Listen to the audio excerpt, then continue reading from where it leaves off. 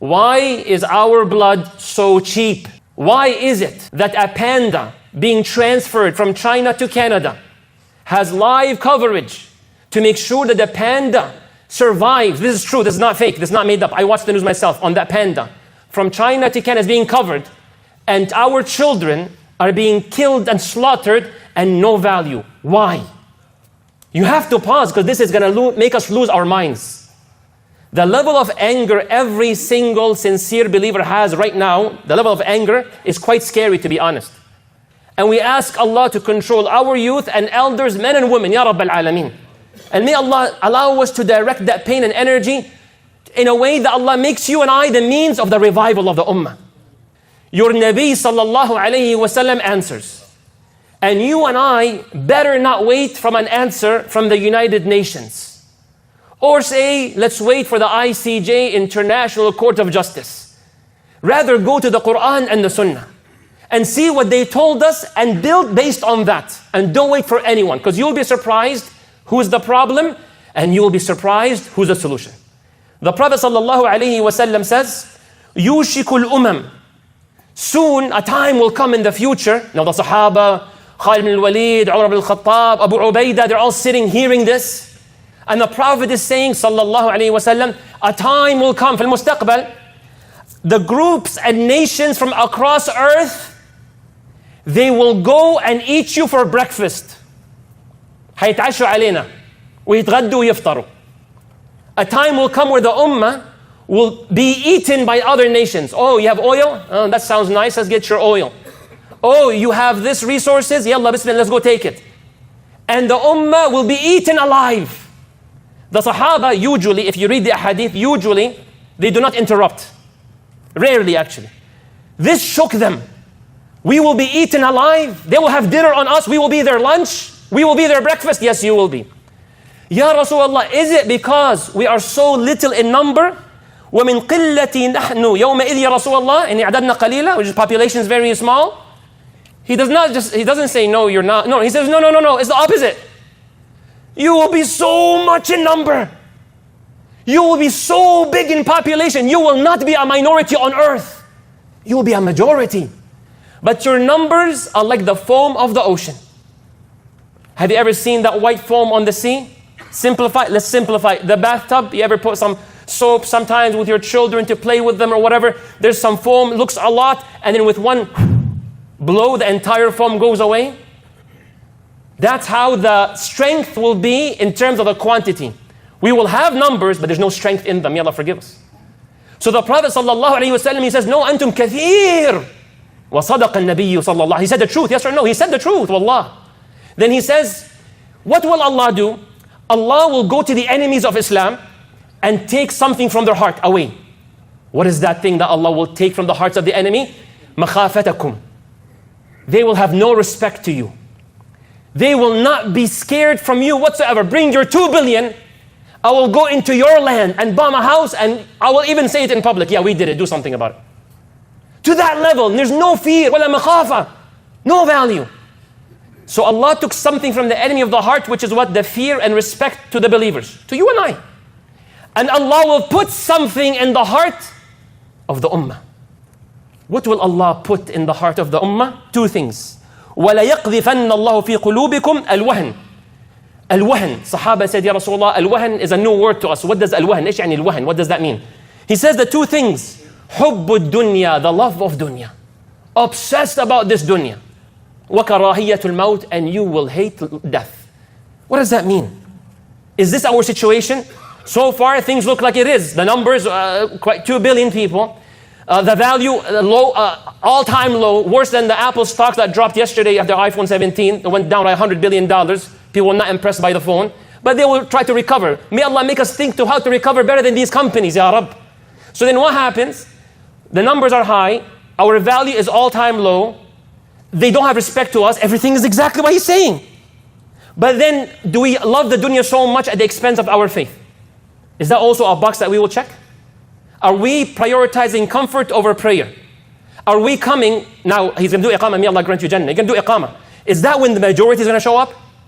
That we made sure we finished this project and that task, and we were so embarrassed to tell our boss at work, You know what, can I just slightly move my meeting a little bit, 10 minutes earlier, push it 10 minutes after, I'm willing to work 2 extra hours. Are we embarrassed to say that? When that same boss that you have will take a cigarette break for 15, 20 minutes. Did we reach that level? That we are prioritizing our climbing of the ladder of the company at the expense of selling our Muslim principles? Have we reached that level?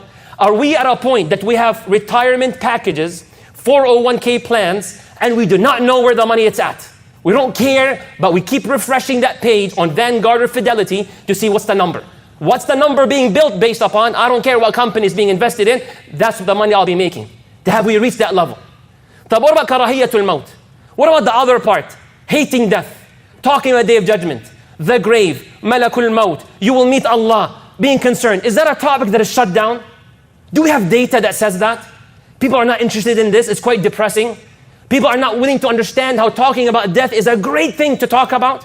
Why is it when I went to a city, without naming it, or I regularly go give lectures, regularly, and then the numbers are great, we move to the topic of death and akhirah, and the numbers dropped? Why is that? You may say, oh, marketing. Sure, possibly.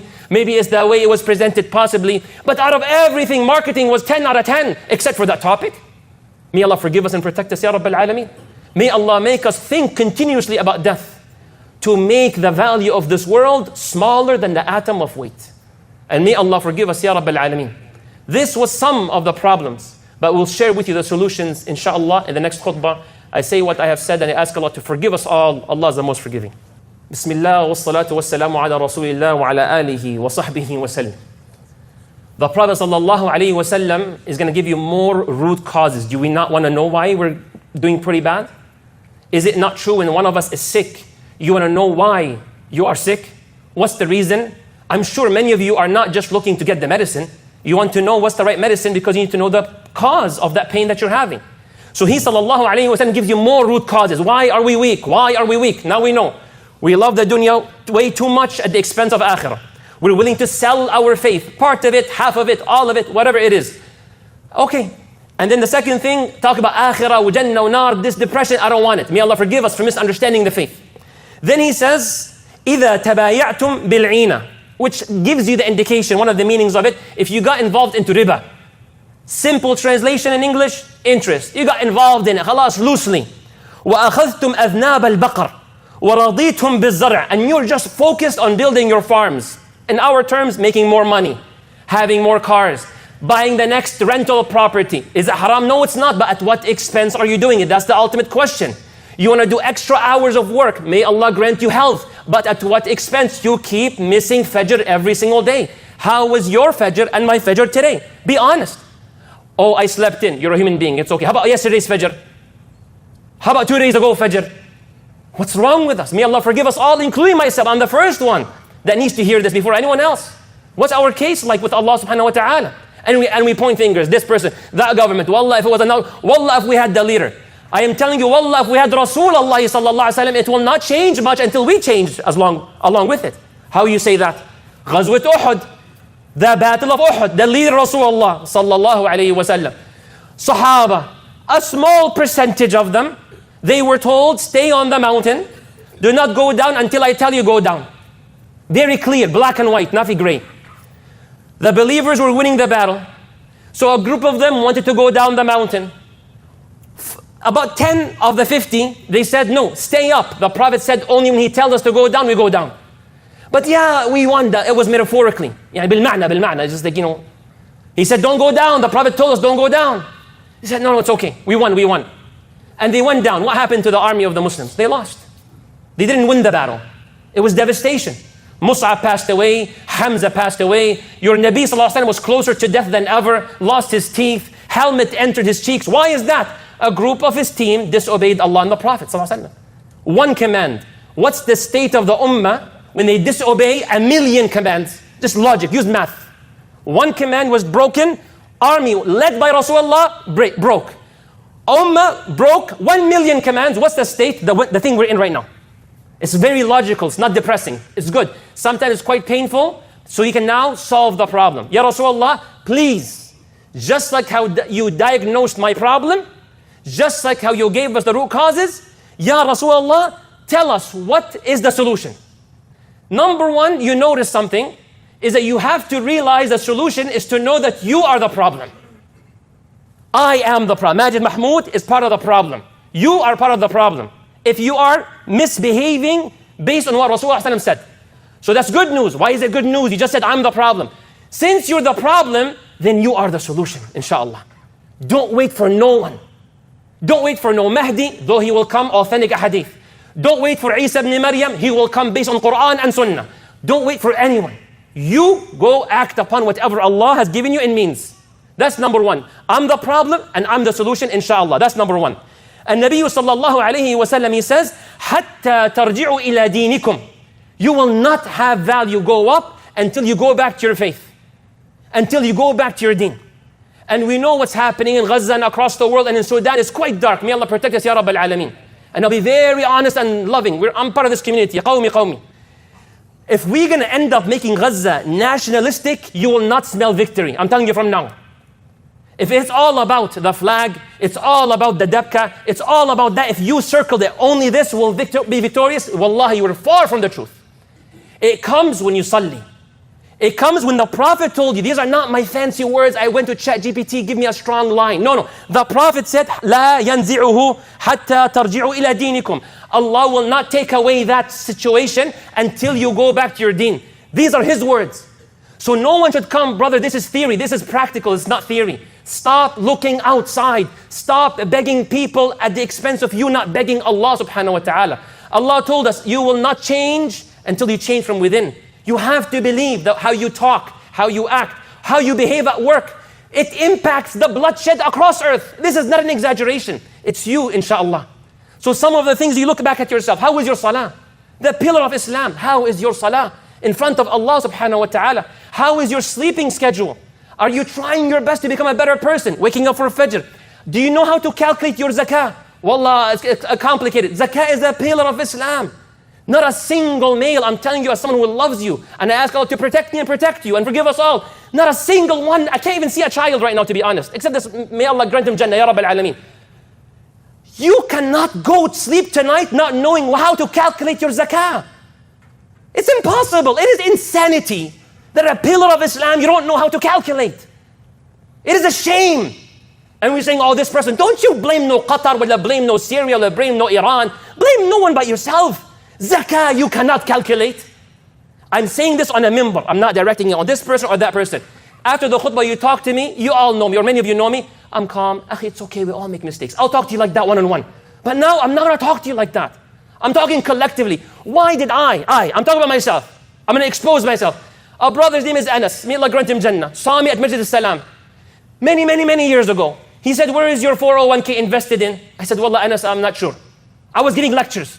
Okay, and too long ago, but not that long ago. He said, what do you mean you don't know? I said, I don't know. He's like, you go give lectures. You don't know where your money is at? You don't know what you'll be feeding your children when you retire? I said, Anas, relax, man. Okay, inshallah, I'll work on it. He said, what do you mean, inshallah? He's like, right now, you're not going home. Yeah, family, homework. What do you mean? Let's go. And we went to a coffee shop, and he insisted. And we sat, open it. What do you have? Fidelity. Log in. I don't know the password. Yeah, forgot password. Figure it out. Okay, look, subhanallah, haram. Look at this company. Wallah, I didn't know, ya Anas. Akhi, you can't do this. You can't do this. You shouldn't accept it to yourself. Open it up. Expand the package. You expand it. This and this and this and that. Haram. Not even negotiable. I'm having goosebumps right now, and this was 10 years plus ago. May Allah forgive us, Ya Rabb al-Alameen. So I'm telling you, when I said I'm part of the problem, I was. And I may still be in other aspects. But may Allah make us solve the problems. May Allah make us means of guidance. So what do we end with? Number one, learn the deen of Allah. Bas. Start with that.